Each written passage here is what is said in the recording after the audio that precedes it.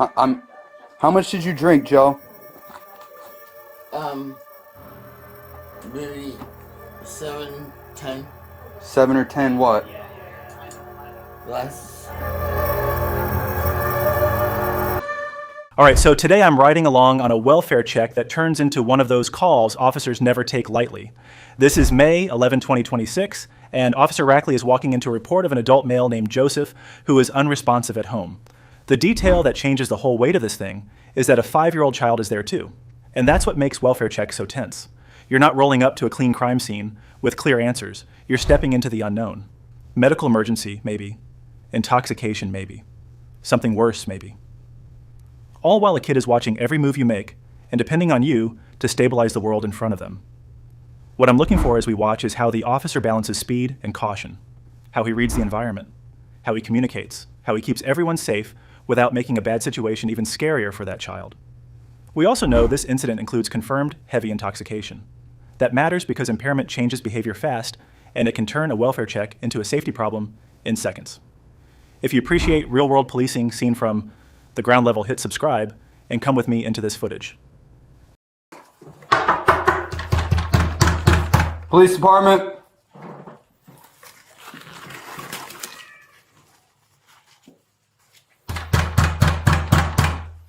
Police department. Police department. Police department. Police department. You okay? Hey. Hey. Yeah, but my daddy's sleeping. Okay, let's go in here. Let's go in here. Okay, I was talking to my mom. You called your mom? Yeah. Do you know when he laid down? Yeah, I don't know what time it was. Okay. You on the phone with your mom? Yeah. Can I talk to her real quick? Yeah. Hi, ma'am. It's Officer Rackley. Hello. Hello. It's Officer Rackley here on Police Department. Just like, Her cell phone signal sucks, so I'm only getting every other word. okay. I'm just letting you know we are inside. We're checking on him right now, okay? Okay, I'm getting ready to turn onto Center Street off of, by Jim Campbell right now. Okay, yeah, we're inside. I'll stay with your daughter while we have another officer checking on him right now, okay? Okay, thank you. Yep, of course. Joseph! Hey! Hey! Joseph, wake up! 241, 2200. Joseph! Go ahead. You can advise fire. It's clear to come in. Alright, okay. No, you're... What's going on? How much you drink tonight, Joseph? What? You drink anything? No? What'd you drink? Nothing? You just said yeah. What'd you drink? Nothing. Who's this little girl out here? What? Who's the little girl out here? Who's this girl out here? What? There's a little girl. Is she your daughter? What the f? There's a little girl in your apartment. Is she your daughter? What is her relationship to you? She's my daughter. Okay, that's what I was asking. Well, we get a call from your daughter that you're unresponsive and you're not waking up. Okay, that's the call we got. And I come in here, I'm yelling your name, you're not waking up. Yeah, I'm fine. You didn't drink one sip of alcohol today. Yeah, I did. What'd you have? What'd you have, Joe? Alcohol. What? I know, but what kind? Fire's gonna come check you out. Hello. I was yelling his name, he wasn't waking up. Joe! Gave him some good sternum going rubs, on? got him up. Yeah, I'm fine. Yeah? Yeah. Why did he have to give you a bunch of sternal rubs to wake up? Yeah, I'm fine. I'm fine. Where you at? I'm You guys good with him? I'll Yeah. talk to her real quick. Where you at? What'd she say? She wasn't sure how long he was out. Just kind of Hi. How you doing? You know what time Daddy fell asleep? You don't? Mommy, what time was it when my dad fell asleep? I don't know when he fell asleep, but you called me at like 7:02. Oh. Because I was getting report for shift change. Okay. She's your daughter, she's his daughter, Yes. correct? Okay. And you're good taking her... Yeah, I'm Just stand taking her home. I'm taking her Yeah, home. okay. We'll just have you stand by for a little bit, just to get your information and everything. Okay? Did you try and wake Daddy up? Yeah, I tried jumping on the bed. You But jump on the bed? Did you try and jump on him and everything? No, he would be mad at me. Okay. Socks, where are they? What's he saying? Is there any booze in there? He said he drank some. There's 2 glasses here. What's in these? It looks like milk. What's in that one? That looks bubbly still. What? How much did you drink, Joe? Maybe 7, 10 7 or 10 what? glasses. Glasses? Yeah. When did you start? Maybe about 4. 4 o'clock? Yeah. You said 7 to 10 glasses from 4 o'clock. It's been 3 hours. Yeah. Okay. Yeah. Let's have a seat here. Where are you guys going to go with this? I don't I know. didn't do anything wrong. Oh, you didn't? I mean, You just got super drunk and left a 5-year-old to fend for herself? Man, the part that hits me right away is the kid doing the adult job. She is the one calling mom, flagging police down, trying to wake him up. That is a 5-year-old carrying a situation she should never be in. And from Rackley's side, this is the tightrope. He has to treat this like a potential medical emergency until proven otherwise, while also reading the room for safety because an intoxicated adult can flip from limp to combative in one breath. That sternal rub detail tells you Joseph is not just sleeping it off. What we learn after the fact is that portable breath test comes back 0.280. That is blackout territory. People at that level can stop breathing, choke, fall, or get confused and aggressive. And there is no public record that Rackley got disciplined for this call. That usually means the response stayed inside policy and training, even if it is ugly to watch. Okay. Hey, Joe, you want to take a PBT for me? You want to take a portable breath test for me? yeah. Okay. I mean, I'm staying here. Okay. Yeah, I just want to get your level, see where you're at, okay? Yeah. Go. Big breath. Keep going, keep going, keep going. Okay. On the zigzag.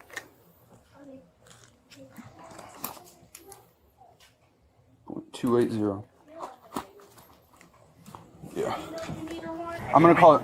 We can check his vitals. I can ask the doc and whatnot. Yeah, if you want. He's just drunk.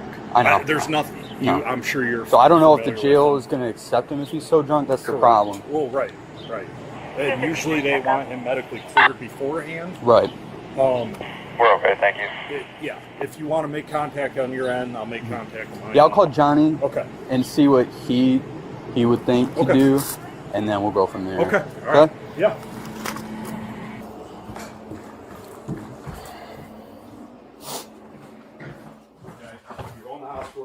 All right, Joe, stand up for me, boss. Where is Help him Erica? up. Turn around for us. Turn around for me. Go put your hands behind your back. Hang on. Hands behind your back.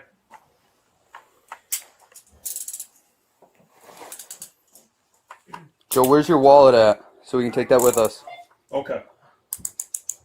I don't know. Where are your shoes? I don't know. You don't know where your shoes are? That was fun. Yes, sir. Thank you. Go ahead in Take your them pocket. mine. Yeah, take them in your car. You're good. All right. You don't have any shoes or anything? We'll get him shoes. Go somewhere. Joe, where are your shoes at? I don't know. How do you not know? Go to the right real quick. Is this your wallet, Joe? Come on. Is this your wallet? Yeah. Do you need Okay. your glasses? You have glasses? Yeah. Where are they at? They're in here on the next to the bed. See if you can. You want them on? Yeah. All right, look at me. It's, Good? You don't have any shoes or Do anything? you have a shoe closet no. over there? Are they over in that closet back there? We need you to get you some shoes, Joe. Can't walk out there barefoot. Do something. You have any shoes in Can I this? get your Any first right and here? last name and Yeah. scribble Yeah. that? Is there Just shoes in saying here? he's going with you guys. No. No. You don't know where your shoes are at? Yeah. Oh, sorry, boss. There you go, then scribble. All right, man. Gotcha. If you need anything between here and the limits, just give us a call back. Ah, thank you guys. Yep.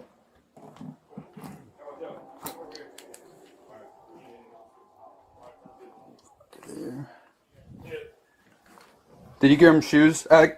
I'm looking for some. You got shoes in here? I don't know.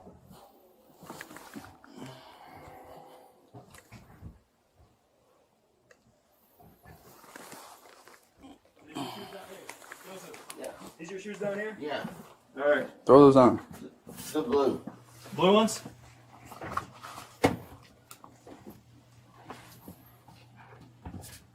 Put your foot in.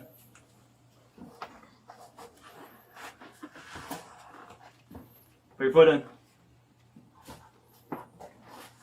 You got him? Yeah. All right. He's got you. Put your foot in. You put your foot in? Sorry. Nope. Do you have keys? Where's your keys at so we can lock it up?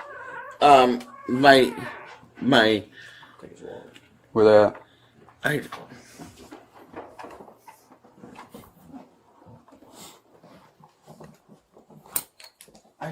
I don't know. Are they in your pockets? No. Oh.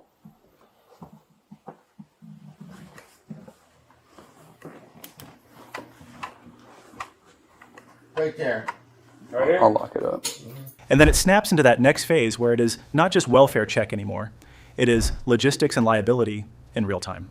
You can hear Rackley and the med folks doing that quiet math officers always have to do. Is this guy safe to book, or does he need a hospital clearance first? That is the piece the public rarely sees. Jail intake is not a dumping ground. If someone is this impaired and something goes wrong in a cell that becomes a medical crisis and a career-ending headline. So Rackley is trying to thread it the right way, confirm intoxication, then coordinate, then decide custody. Also notice how Joseph is confused about basic things like shoes, keys, wallet.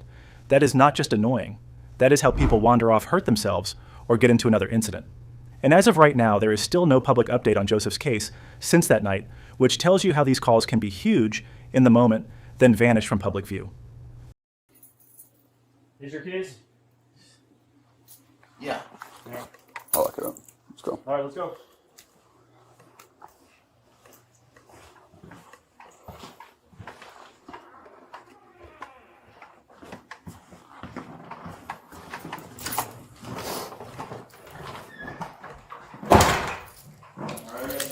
Downstairs.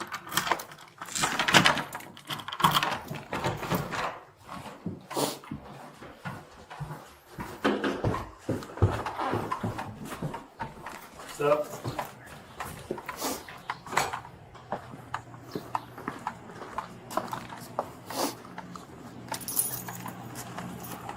All right here. Stand right here for a second. I'm gonna pat you down real quick. You don't have anything on you, do you? No. All right.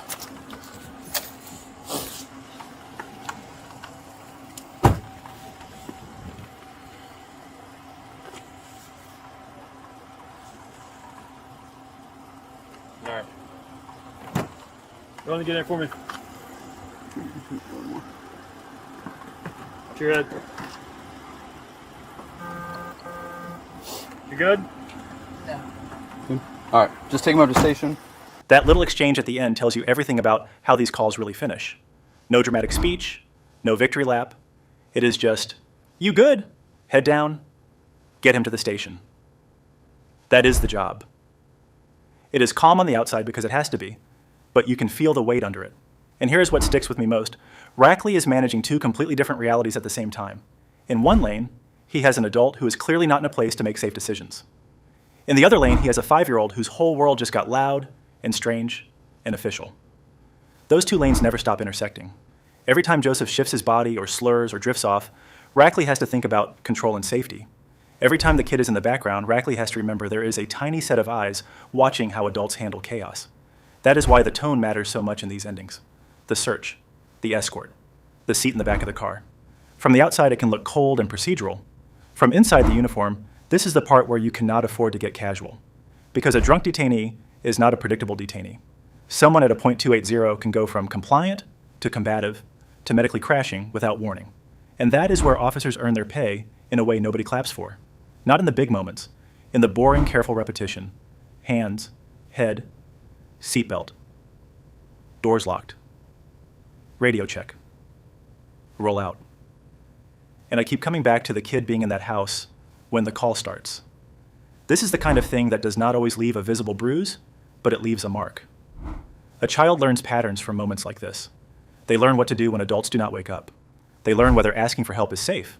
They learn whether uniforms are there to punish or to protect. So when you see Rackley keep it controlled and not turn it into a shouting match, that is not just de-escalation for Joseph. That is damage control for the child. Another thing the footage quietly shows is how thin the margin is on a welfare check. People hear that term and think it means low risk. No. Welfare checks are uncertainty calls. You are walking into an information vacuum. You do not know if it is medical. You do not know if it is neglect. You do not know if it is violence. You do not know if there is a weapon in reach. You do not know if the person is going to wake up swinging because they are embarrassed or terrified or just chemically out of it. That is why these scenes are so tense, even when nobody is screaming. The danger is in what can change in 1 second. And the bigger implication going forward is simple. This is what enforcement looks like when it is actually tethered to responsibility. It is not revenge. It is not a humiliation ritual. It is removing the risk from the environment and stabilizing the scene so the most vulnerable person there can breathe again. People can argue about what Joseph deserves all day. The kid does not get that luxury. She just needs the adults around her to stop spiraling. As of now, there is no public follow-up on Joseph, which is common, but the absence of an update does not mean the impact disappears. The officer goes back in service, the child goes back to life, with a memory burned in. The community keeps making these same calls because addiction and neglect do not take weekends off. That is the part I wish more people understood. Policing is not just chasing the worst people. A lot of it is walking into the aftermath of someone losing control of their own life and deciding how to keep everyone else from paying for it. And if you want to see how fast that responsibility flips from care to custody when a parent makes it unavoidable, I have another video you should watch next. It is that moment when a mom realizes the consequences are not a warning anymore because her choices put her kids in danger and the cuffs are happening. Same theme, different kind of chaos. It will make you look at these family calls in a whole new way. Drop your thoughts in the comments. Tell me what moment hit you the hardest. For me, it is the quiet professionalism at the end, because that is where you can tell this officer is trying to close the scene without creating new harm.